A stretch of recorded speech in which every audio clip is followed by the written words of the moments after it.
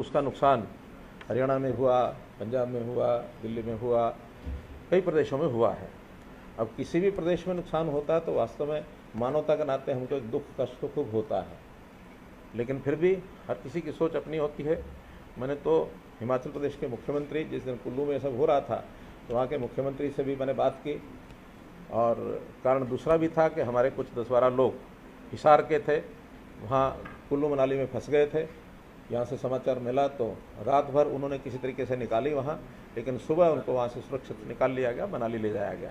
उसका मैंने धन्यवाद भी किया और आश्वासन भी दिया कि हमें भी कोई अगर आपकी आवश्यकता, यानी आपको कोई हमारी आवश्यकता पड़ेगी तो हम सहयोग करने के लिए तैयार हैं। राजनीति से ऊपर उठ करके बातें करनी ज़रूरी होती हैं। तो उस प्रकार से ये सब हुआ है।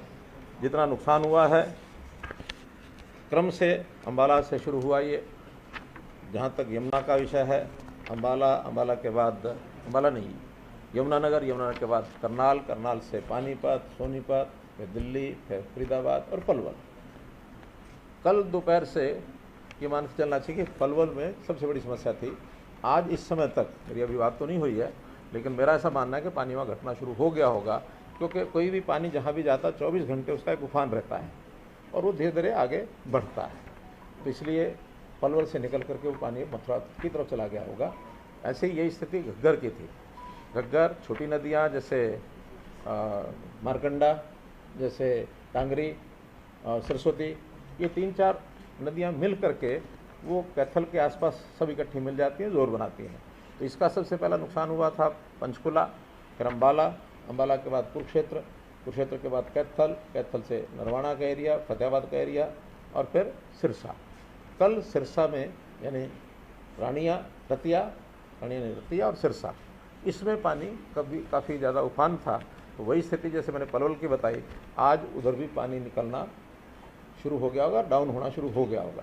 तो इस सारे में काफ़ी नुकसान हुआ है, जाने भी गई हैं। अब आंकड़ा तो सब और 2 दिन बाद सब जिलों से सारा इकट्ठा होकर आएगा, लेकिन जो प्रारंभिक जानकारी है इसमें अभी 30 के आसपास जाने गई हैं अलग अलग ज़िलों में।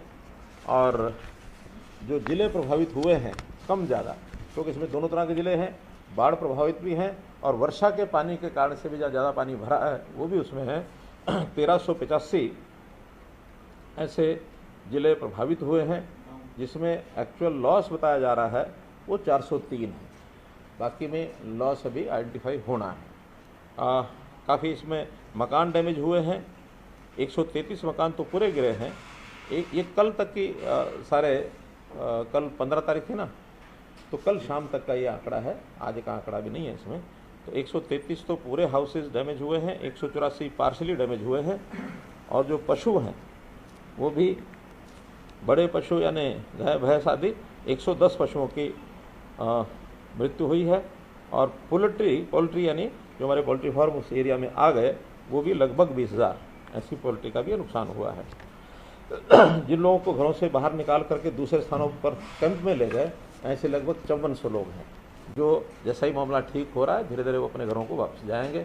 लेकिन जब तक वहाँ रहते हैं उनके भोजन की, उनके पानी पीने के पानी की अथवा और कोई मेडिकल हेल्प, ये सारी चीज़ें उनको वहाँ दी जा रही हैं।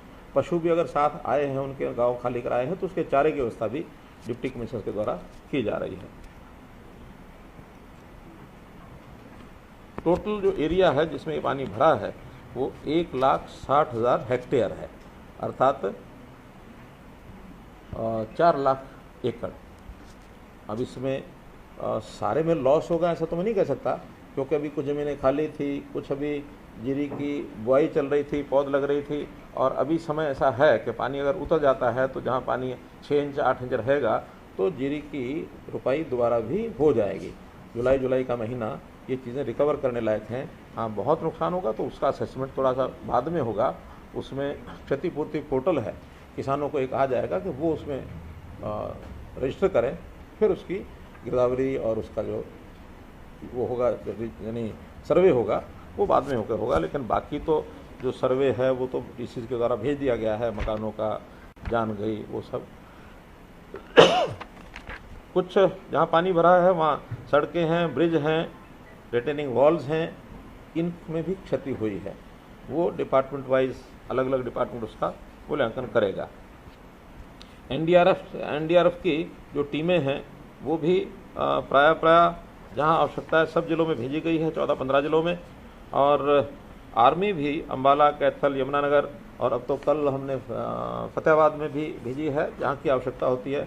आर्मी के लोगों को अलर्ट कर रखा है। सब जगह आर्मी, एयरफोर्स या नौसेना के जो लोग अपनी नावें वगैरह लेकर के वो भी पहुँचते हैं, तो वो पूरा सहयोग उनका हमको मिल रहा है। स्टेट की पुलिस है, फायर ब्रिगेड है, अथवा अन्य जो एजेंसीज हैं वो भी अलर्ट मोड पर हैं। तो इस नाते से ये सारी जानकारी आपको मैंने देनी थी। अब 2 विषय इसमें साथ में और हैं कि जिस प्रकार से इस विषय को आरोप प्रत्यारोप इसका जो एक सिलसिला शुरू हुआ है वो कतई ठीक नहीं है, न मानवता हित में है, न प्रदेश और देश के हित में है। कभी भी किसी के मन में ये नहीं आ सकता कि मैं अपना बचाव करूं और किसी दूसरे को नुकसान पहुंचा दूं। ये छोटी सोच का व्यक्ति तो कर सकता है। हम तो उस सोच के व्यक्ति हैं, अयम निजा प्रोवेति गणना लघु चेत साहब, अर्थात ये मेरा है, ये तेरा है। ये बहुत छोटी सोच के लोग ही ऐसे मौके विचार करते हैं। उदार चरिता नाम तू वसुधैव कुटुंबकम। जो उदार चरित्र के लोग होते हैं वो हमेशा विचार करते हैं कि सारा मेरा परिवार है, सारा संसार मेरा परिवार है, देश प्रदेश सब हमारे अपने हैं, लोग हमारे अपने हैं। और ये जो कहा जा रहा है कि हरियाणा ने हथनी कुंड से पानी छोड़ दिया और उसमें जो फोटो दिखाए जा रहे हैं, मुझे लगता है कि एक अनपढ़ और गंवार व्यक्ति का जो ज्ञान होता है, अगर उसमें कोई पीएचडी चालू कर दी जाए ना तो उनको जरूर पीएचडी मिल जाए। नियम है, और ये आज से नहीं है, जब से ये पानी की प्रवाह बने हैं, खास करके नहरों का जाल और ये डैम और बैराज बने हैं, तब से ये नियम है कि हर एक बैराज की एक कैपेसिटी होती है कि उस कैपेसिटी से नीचे पानी डाइवर्ट किया जाता है। आवश्यकता भी होती है, डाइवर्ट करते भी हैं, डिमांड भी होती है। लेकिन जब पानी बहुत ज़्यादा आ जाता है तो एक तो डाइवर्शन जो है नहरों का ये रोक दिया जाता है, क्योंकि उस ज़्यादा फ्लो के कारण से, उस प्रेशर के कारण से अगर पानी का रास्ता उसको मिलेगा तो उस सिस्टम को तोड़ देगा, और इसको बंद रखा जाएगा तो वो सिस्टम सुरक्षित रहेगा और फिर पानी का जो नेचुरल फ्लो है उधर पानी जाएगा। नदियाँ जो हैं वो नेचुरल फ्लो की चीज़ हैं, नहरें नेचुरल फ्लो की चीज़ नहीं है। नहरें मैनमेड हैं, नहरें आवश्यकता के लिए हैं, और अगर एक बार नहर टूट गई तो फिर कितना बड़ा नुकसान हो जाएगा किसी इलाके का, ये शायद ही किसी को पता है।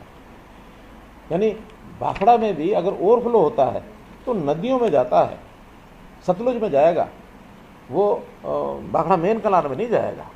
हमारे पास एक समाचार आया कि अब भाखड़ा का जो है लेवल बढ़ रहा है, और भाखड़ा का लेवल बढ़ गया और उन्होंने छोड़ दिया तो पानी हरियाणा में भी आएगा। तो हमने उसी समय कहा कि भाखड़ा का लेवल बढ़ेगा तो पानी छोड़ा जाएगा, तो वो छोड़ा जाएगा सतलुज में, भाखड़ा का पानी नहर में नहीं छोड़ा जाएगा।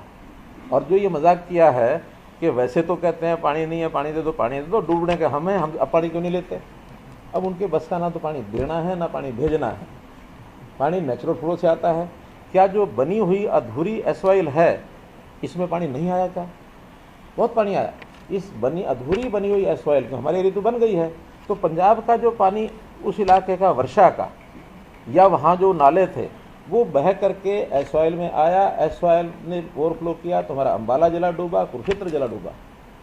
ये 2 जिले केवल उस जो अधूरी एसवाइल है उसके कारण से डूबे। लेकिन हमने उनको ब्लेम नहीं दिया, क्योंकि तो एक नेचुरल फ्लो पानी का होता है। अब नेचुरल फ्लो अगर मान लो ये नुकसान करने की बात आती तो ये कौन सा सिद्धांत है कि हम अपने जिले डुबोएंगे और फिर उनको दिल्ली को डुबोएंगे? अब ऐसा तो नहीं हो सकता हम कहें कि हम तो मरे सनम तुम्हें भी लेके डूबेंगे। भाई हम मरने के लिए अपने आप को क्यों मारेंगे? अगर पानी का नुकसान हुआ है यमुना नदी का, तो पहले तो यमुना जिला ही डूबा। यमुना जिले के 2 गांव उनको खाली कराने पड़े। फिर इसके बाद 20-22 जिले करनाल में इंद्री इलाके के डूबे। मेरा स्वयं हवाई सर्वे में करके आया हूँ। इसके बाद वही पानी करनाल के बाद पानीपत जिले में उसने असर किया। नवादा आर, नवादा पार, ये 2 गांव तो मुझे पता है कि जो मैं इसके ऊपर से घूम के आया हूँ। बिल्कुल घरों तक पानी घुसा। इसके बाद यही पानी इसने मार किया सोनीपत में, जो नौर के एरिया में, दिल्ली में घुसा। उसके बाद वो जा करके फरीदाबाद में भी नुकसान किया उसने, पलवल में भी नुकसान किया। हमारा एरिया दिल्ली से ज़्यादा लगता है जमुना पर, तो ये इतनी समझ उनको होनी चाहिए कम से कम इस प्रकार का बयान देने से पहले। मुझे नहीं पता कि उन लोगों की टीम ने ये बयान तैयार किया हो। कोई भी एक मंत्री आया कि हरियाणा को बदनाम करना है, हरियाणा ऐसे बदनाम नहीं होगा। हरियाणा की हमारी अपनी एक पहचान भी है, हरियाणा का स्वभाव भी है, हरियाणा किसी को नुकसान नहीं पहुंचाता है। हरियाणा सेवा तो कर सकता है किसी की। दिल्ली में भी जब पानी की आवश्यकता होती है तो पूर्ति हम ही करते हैं, वरना जो इनका शेयर है दिल्ली का 750 क्यूसेक है और आज भी हम 1070 क्यूसेक पानी देते हैं इनको। 320 क्यूसेक पानी उसके से ज़्यादा देते हैं, क्योंकि उसमें भी सुप्रीम कोर्ट ने यही कहा कि पहला अधिकार पानी पर पीने वाले लोगों का होता है। तो दिल्ली की पीने की पानी की आवश्यकता पूरी करनी चाहिए। 2 बैराज हमेशा भर के रखते हैं, वो हिस्से का नहीं है, फिर भी हम देते हैं। हाँ, सुप्रीम कोर्ट ने यह भी कहा कि जितना पानी एक्स्ट्रा दोगे उसका दिल्ली सरकार पेमेंट करेगी। और दिल्ली सरकार की बेशर्मी देखिए, क्योंकि सुप्रीम कोर्ट ने ऑर्डर किया हुआ, पानी रोक नहीं सकते, लेकिन उस 320 क्यूसेक का पैसा नहीं देते हैं। ये इतने जिसको ढीठ करना चाहिए, ढीठ। वरना कोई चीज़ एक पैसे से दी जा रही तो उसका पैसा तो लौटाना ही चाहिए उनको। और अगला विषय मैं बताता हूँ, ये जो ITO का विषय आया। अब ITO के विषय में हमने अपने सारे हिसाब किताब खंगाल लिए हैं। उसकी मेंटेनेंस पर पैसा कभी भी हरियाणा से नहीं गया। वो पैसा या तो देती थी इंद्रप्रस्थ, जो एक प्लांट था, कौन सा प्लांट था? इंद्रप्रस्थ पावर प्लांट था, ठीक है, जो बंद हुआ 2018 तक। उन्होंने पैसा दिया, क्योंकि बहुत पहले से वो हरियाणा और पंजाब के कंट्रोल में होता था। जब हरियाणा बना तो हरियाणा कंट्रोल में आ गया। दिल्ली का तो कोई यमुना नदी पर कोई सिस्टम भी नहीं था। सारे या तो यूपी कंट्रोल करती थी या हरियाणा पंजाब का जो जॉइंट था वो कंट्रोल करते थे। सारा सारा दिल्ली ने कभी उसको ऑन नहीं किया। फिर जब वो बंद हो गया पावर प्लांट, तो उसके बाद पैसा आना बंद हुआ। इन्होंने कभी भी 2018 के बाद ये नहीं कहा कि भाई यहाँ कोई समस्या आ सकती है। हमारे यहाँ फ्लड कंट्रोल की साल में 1 बार मीटिंग होती थी। मैंने आने के बाद 2 बार मीटिंग करनी शुरू की, 1 बार यानी जनवरी में और 1 बार मई में। क्योंकि अगर पहले मई में करते थे, मई में आप फ्लड कंट्रोल के लिए योजनाएं बनाएंगे भी सही, फ्लड तो सिर पर आ जाएगा। जून में जुलाई में कभी भी 2 महीने काम नहीं होंगे। हमने फिर इसको जनवरी में करना शुरू किया। जनवरी में करते हैं, मई में उसका रिव्यू करते हैं कि जो काम करने थे कितने हो गए। शॉर्ट टर्म काम तो उसी 6 महीने में होते हैं, लॉन्ग टर्म लंबा समय लेते हैं। तो इन्होंने कभी भी अपने या तो फ्लड कंट्रोल की मीटिंग करते नहीं है की हो। इन्होंने कभी नहीं कहा कि हाँ ये भी एक विषय है जिसकी मेंटेनेंस अब होनी बंद हो गई है, तो हमको बताओ। कभी नहीं बताया। और आज जब समस्या आ गई तभी उठ खड़े हुए। और समस्या का भी इनका भयंकर रूप केवल उस ITO के कारण से आया होगा ऐसा नहीं है। मैं और एक एग्जाम्पल देता हूँ। यमुना से यानी इस बैराज से, हथनीकुंड बैराज से 2 साल पहले 6.5 लाख 7 लाख क्यूसेक पानी छोड़ा गया था। वो भी रेगुलेट हुआ था। अभी मैक्सिमम 11 तारीख को 3,69,000 गया। 3,69,000 सडनली आया, लेकिन इनके आने से पहले तो 6 जिलों में फैल चुका हो। हमारे यहाँ फैला, यूपी में फैला ही होगा। तो इतने जिलों में फैलने के बाद केवल 3 लाख क्यूसेक पानी दिल्ली की उस एरिया में से बाहर नहीं निकलवा सके। इसका मतलब है कि यमुना को मेंटेन नहीं किया इन्होंने। यमुना के अंदर जितनी अनऑथराइज कंस्ट्रक्शन हुई है, आखिर तो उसका एक एरिया है, उस एरिया के नीचे अगर कंस्ट्रक्शन होगी तो पानी का अवरोध करेगी। हमने तो जांच बैठाई है कि इनके सारे सिस्टम को चेक करो, इनके ओखला ब्रिज को भी चेक करो, ITO भी करो। ITO से पहले भी एक और बैराज है, कौन सा है, उसका भी पता लगाओ। और जो यमुना नदी के अंदर जितने भी अनक्रोचमेंट्स हैं उनका भी पता लगाओ। पता लगाने के बाद पता लगेगा, क्योंकि वो प्रभाव केवल दिल्ली पर नहीं पड़ेगा, उसका प्रभाव फरीदाबाद और पलवल पर भी पड़ेगा। हम तो इन्हीं के बारे में 2 जिले और हमारे भुगतभोगी हैं। और ये जो जोकर बन करके, ठीक है, संवैधानिक पद पर जब तक नहीं होते तब तक मजीद हंसी मजाक में कुछ भी करें, कुछ भी बोलें, उनका अधिकार भी है, उनका काम भी है, व्यवसाय भी है, लोगों को मनोरंजन करना। लेकिन ये मनोरंजन की बात कि साढ़े को पानी मंगते हैं, हुण पानी क्यों नहीं लेंदे? अरे तुम्हारे हाथ में थोड़ी है ये। और ये 3 महीने तो पानी का ना कभी किसी ने डिमांड की है, पानी अपना अपना सब संभाल ले, वही बहुत बड़ी बात है। ये पानी तो बाकी 9 महीने के लिए होता है कि जब आवश्यकता होती है तब सबको अपना शेयर चाहिए। इस पानी को तो हम भी कहते हैं इस समय राजस्थान लेना चाहे ले जाए, लेकिन चैनल होंगे तभी ले जाएंगे ना। और अगर ये SYL बना देते तो शायद पंजाब थोड़ा सा, हम तो पानी को कैसे निकाल लेते, लेकिन पंजाब और थोड़ा बच जाता। तो एसवाइल के रास्ते से नहरों में जो पानी नेचुरल फ्लो बढ़ता है, जिस एरिया में नहीं बनी हुई वहाँ का पानी तो फिर इन्हीं के पास रह गया, जहाँ बन गई वहाँ तो पानी एसवाइल में आ गया फ्लो से। मित्रों, विषय लंबा है, लेकिन फिर भी मुझे लगा कि इस विषय पर चूँकि बहुत सियासत हो रही है और बहुत लिखने वाले इधर से उधर जो लिख रहे हैं, उसमें एक जानकारी का जो इनको अभाव है वो आपके माध्यम से इनको मैं जो जानकारी देना चाहता था वो मैंने आपको दी है। फिर भी हम सबके साथ मानवतावादी होने के नाते, चाहे वो हिमाचल प्रदेश है, चाहे वो पंजाब है, उत्तर प्रदेश है, उत्तराखंड है, दिल्ली है, आसपास के जितने प्रदेश हैं, हम पड़ोसी होने के नाते हमारा दायित्व बनता है। हमारी किसी को चिंता हो ना हो हमें नहीं पता, लेकिन हम सबकी चिंता करेंगे और कहीं भी मानवता के नाते हमारा कोई ध्यान में आएगा, कोई विषय सौंपा जाएगा, हम ज़रूर उनकी मदद करेंगे। तो ये एक विषय आपके सामने मैंने रखना था। आज मेरे 2 कार्यक्रम आज थे यहाँ। एक चौधरी चांदराम जी का प्रतिमा का अनावरण, एक सेठ श्री कृष्णदास जी की प्रतिमा का अनावरण, दोनों अनावरण मैंने आज किए हैं। और उन दोनों का अपना एक रोहतक की राजनीति कहें, हरियाणा की राजनीति कहें, तो उस लेवल तक वर्षों योगदान उनका रहा है। दोनों ही हमारे बड़े नेता थे और संयोग से दोनों का संबंध आज भारतीय जनता पार्टी से है। इनके सुपुत्र शेख श्री कृष्णदास जी के सुपुत्र तो आज मेयर हैं हमारे मनमोहन गोयल। और चांदराम जी कब आए थे? नहीं, बीजेपी में, बीजेपी 96 में आया था। 96 में 2000 में चुनाव लड़े।